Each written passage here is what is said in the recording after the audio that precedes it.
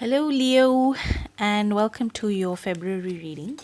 We're using The Way of the Soul cards, art by Helen Wells, and cards by Ross Bonacci.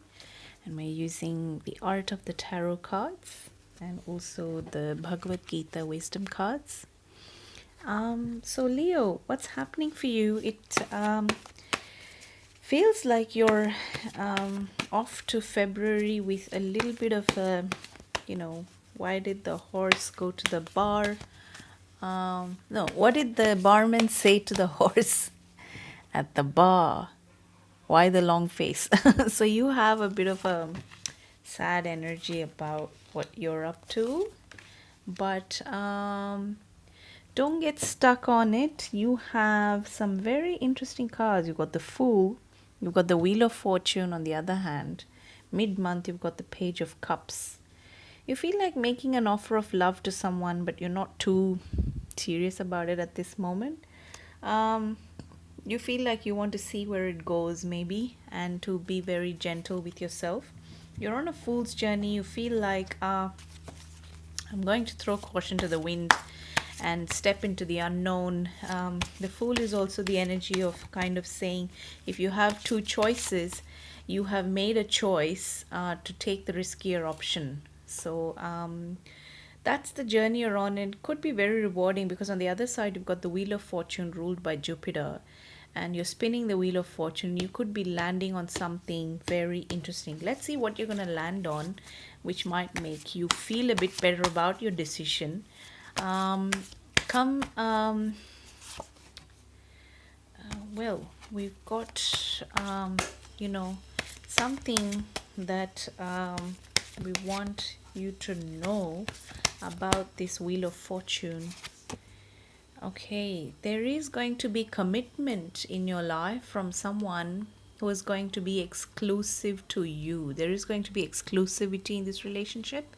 So finally, you're out of the rut of codependency and you're now ready to get into exclusivity. Okay, you are finally, you've overcome this,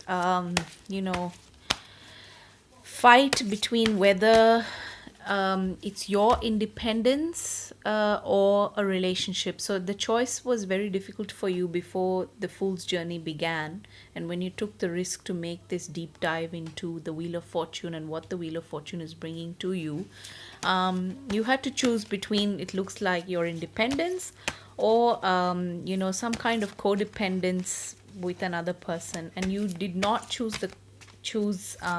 codependence, and you went with something that was telling you to stay with your own independence. And now you have the Hope card in the healing journey. I am guided by the light of hope. So that's beautiful. You've got really good cards, Leo. I'm really, really impressed by your cards. Your reading is remarkable.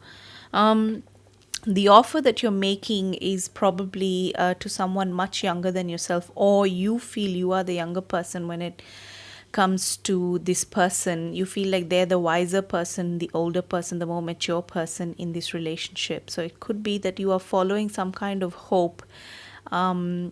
Maybe you have a hope that you are going to be together, and the Fool's journey is going to be rewarding because you are going to take a journey, possibly travel, because the Wheel of Fortune is a travel card. You are going to travel to meet this person. Or they could be living overseas, or you could be in a long distance relationship with this person, therefore involving more of your trust, more of your instincts, more of your intuition, which is where the Fool comes into play. And this is interesting. You've got the exclusivity card, and this card is talking about, it's a very beautiful card. I like the imagery of the Krishna cards.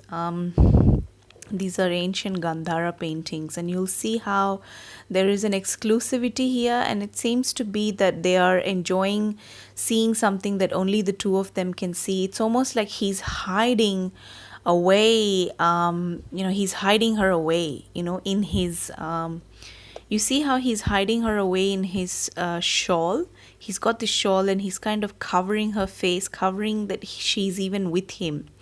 And I think something about these cards and the imagery is actually very It pertains to the situation you're in, or it has something to do with the way you feel about this person, so I think you have, what is happening to you is maybe you were in a secretive relationship with someone and it had to be kept a secret for some reason. You've had this hope for the longest time that you'll finally be free to choose this relationship over other situations in your life. And now you have this hope and you're going to, you're showing your interest in a mild way. You're not tooting all your horns and bells, not bells and whistles and, all the noise of the drama. It's just you this time. Maybe previously you did do all that, and you've ditched all that. You've ditched codependency in favor of exclusivity, in favor of your own independence and exclusivity in a relationship, Leo.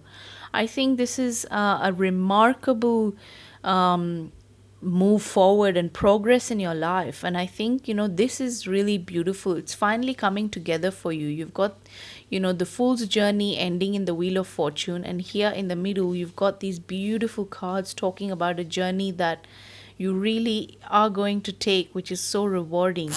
Either even, it could be travel, or it could be it's kind of, like, I don't know if you believe in like astral travel, or it could be more like dreams and, travel in the sense that you're moving very far away from the person you used to be.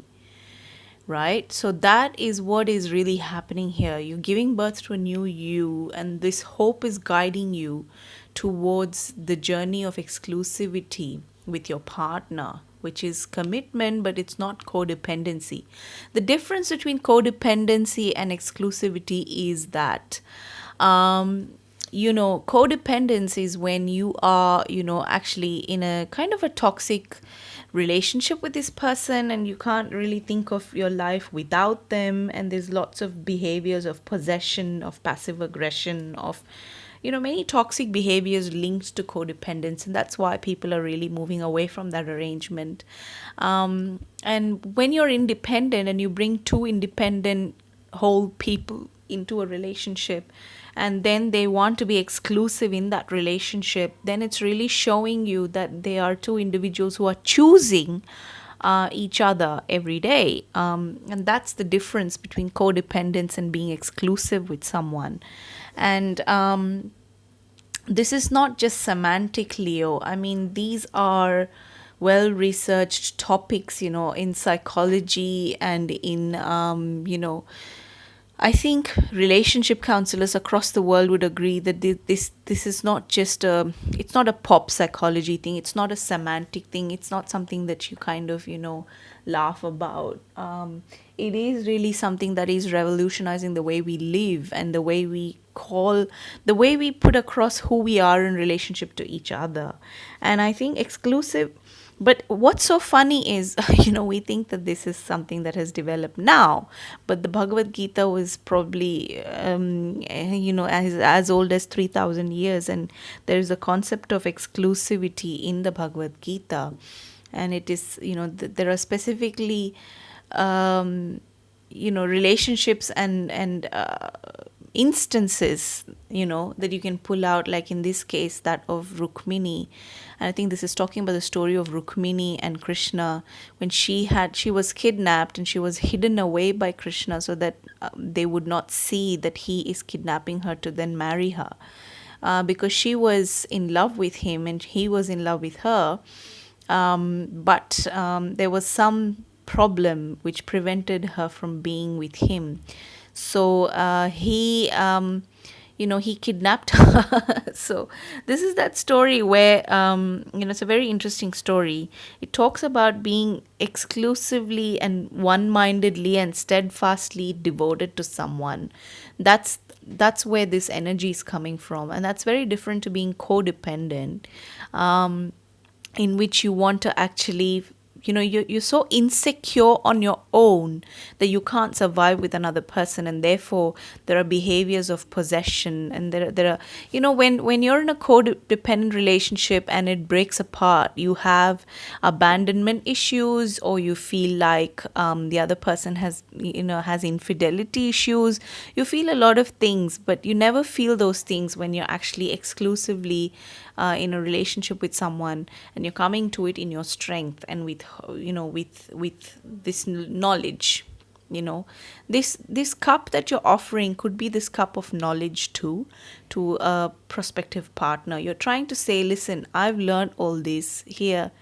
Let's break wine over this. And then you're also thinking about traveling either with this person or you're on your own to discover more of yourself. And this exclusivity, you kind of discover this is the person for you, whether or not you're together.